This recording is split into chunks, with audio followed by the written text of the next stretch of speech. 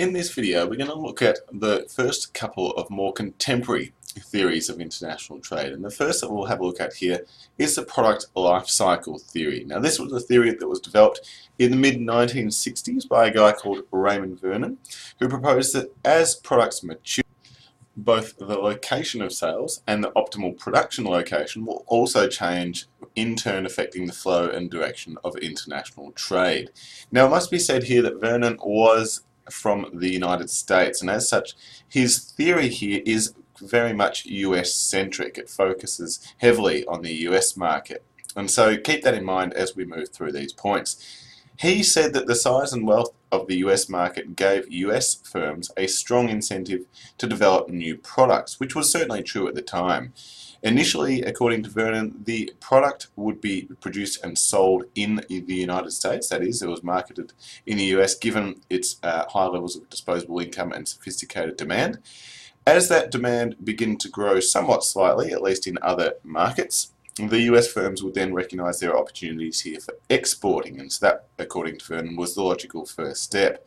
As that demand for the new products continued to grow in other advanced economies, over time, it became more worthwhile for those US producers, and indeed some foreign producers, to actually start manufacturing this product in those foreign markets to actually cater to their respective needs. According to Vernon, once a product then became even more mature, it eventually got to the point where the key differentiating feature was the price of the product, and that in turn forced many producers to then look for cheaper locations to manufacture their product, which ultimately often led to a situation where firms were exporting that product back into the United States at a lower cost. So that was the general process of international trade, according to Vernon. In terms of what he believed the role of government was in that process, he argued effectively and on a very simple level that they needed to ensure that the economy was robust and continued to grow, certainly within the US to support that demand for these new products, and then even on a global scale to support foreign production and exporting on that international level. Now, it must also be said here that some of you may have recognised the picture in the top right corner isn't, in fact, Raymond Vernon. That is Led Zeppelin. This is Raymond Vernon. Maybe not quite as much of a rock star as the other guys, but nonetheless a very much a seminal contributor to our understanding of international business today. Sorry, Vernon. In terms of the current relevance of the product life cycle theory, certainly it did accurately explain what happened for products like photocopiers and a number of other technology-related products developed in the 60s and the 70s in the United States. Today, though, its relevance is perhaps less significant. What we've seen is that globalization and the subsequent integration of the world economy has made it less applicable to many parts and many industries today. As I mentioned before, the theory is very much ethnocentric. It is heavily revolved and based around the US market and the belief that the US market is best and most conducive to supporting these types of industries. And we've seen that that simply isn't always the case. Certainly, in some industries it may still be, but not always the case today. Well, instead what we tend to see is that production is globally dispersed, even from the outset, that not all products are developed in the United States, and that's just not the case anymore. Instead, we see products being introduced in multiple markets simultaneously, and a good example here is with Apple. If anybody's not familiar with what those pictures down the bottom are depicting, they are groups of people with, well, let's be honest, they need to get a bit of a life, because they are camping outside stores for the release of the latest iPad. Yes, Apple was very clever in coordinating the time scheduling so that these products were released at effectively the same time all across the globe, whether it was in the US, Germany, or indeed China. And you can see that there. And so rather than following that traditional process as outlined by Vernon, today with many industries and products, we're not seeing that traditional stages going from the newly introduced all the way through to a mature product.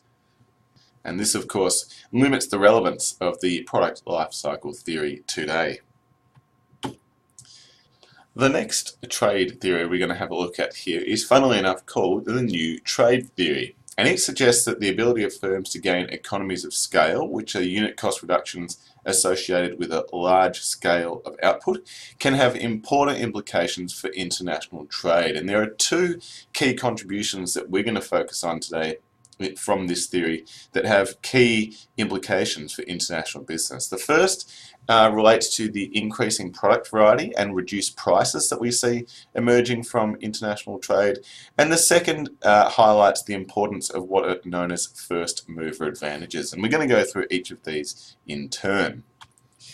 Alright, so as I said, one of the first key contributions of the new trade theory is highlighting the relationship between international trade and the increasing number of products which are available, and also the lower costs at which we as consumers are able to purchase those products.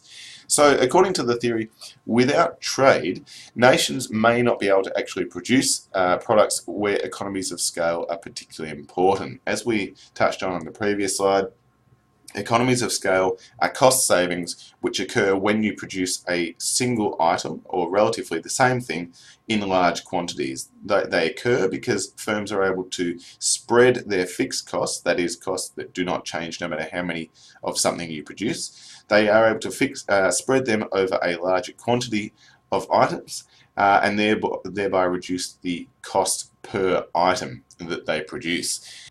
So what we often find is that in order for firms to be able to make a profit on a particular item, they usually have to be able to sell it at a certain cost, which means that there will be that profit margin relative to the price that they sell it at. And often, in order to be able to achieve that cost margin, they need to be able to actually produce it in large quantities to achieve those economies of scale. So if a firm is contained to a single nation, especially typically its home market, there is often not enough consumers, there literally aren't enough people to buy that product for them to be able to achieve those economies of scale. This is where international trade becomes really important. You end up in a situation where, as you expand overseas, your combined global market is large enough to support the production necessary to achieve economies of scale. Now that's really important and is certainly quite beneficial, especially for us as consumers, because it means that it enables firms to therefore specialise in producing a particular type of item that they then look to produce in high quantities and achieve those economies of scale. When firms are able to compete on a global scale and focus on and specialise in a particular item or industry, that means that more firms are able to specialise in different things, and we have a greater variety of products that are available to us than would otherwise be the case if firms were only competing on a national level. We also get to take advantage of lower prices as those firms take advantage of economies of scale. They're usually passed on to the consumer in the form of lower prices because they're able to reduce and lower their cost structures. The second key takeaway from new trade theory is in relation to first mover advantages. Here, the theory identified that there were certain industries around the world which just had limited demand. That is, that you could only sell so much of that particular item all around the world. And something like aircraft manufacturing is a good example here. Now, if you compare the number of aircraft that are currently in operation around the world compared to the number of water bottles or other food items that are used on a daily basis and produced in significantly higher quantities, it's much tougher to be an aircraft manufacturer and be successful and achieve those economies of scale because there simply isn't the demand.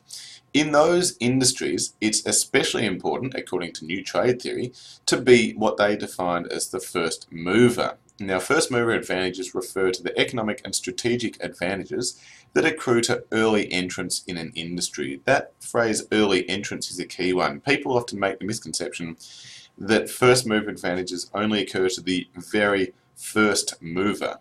They take it a little bit too literally. You don't have to be the first necessarily, but just one of the early entrants into a particular industry. And the theory here identified that first movers are able to gain a scale-based cost advantage that later entrants often find quite difficult to achieve themselves. And there are a few reasons why this was the case. Imagine if you're trying to enter a relatively limited market. If you're one of the first firms into that industry, then you're usually going to be able to establish reasonably strong brand loyalty, because as much as anything else, there aren't any other competitors that consumers can go to in the early stages if you're one of the first movers. And you're also one of the first firms that are going to be able to set up things like supply and distribution networks and gain access to the best options there. So being the first, or one of the first, into that particular industry certainly gives you a few key advantages. And that's what new trade theory was all about here. That if you were one of the first entrants into an industry, then that would give you the best opportunity to take advantages of those economies of scale which have been identified as being so crucial to international success. So what does this all mean for you guys as international business managers of the future? Well, certainly it's important to understand that, according to this theory at least, nations may benefit from trade even when they do not necessarily differ in things like resource endowments or technology. So unlike the previous theories like comparative or absolute advantage, or even more contemporary ones like the product life cycle theory, which said a key determinant of a nation's success was its own resource endowments and its level of technology and so on. Here, firms, according to new trade theory, were able to benefit from trade even without that being the case. That all you needed to be was something like a first mover, or a firm that was able to take advantage of economies of scale. This in turn meant that a country may actually dominate in the export of a good simply because it was lucky enough to be in one of the first among the first firms to produce that particular good. And a good example here is the US and its firm Boeing, which of course is an aircraft manufacturer.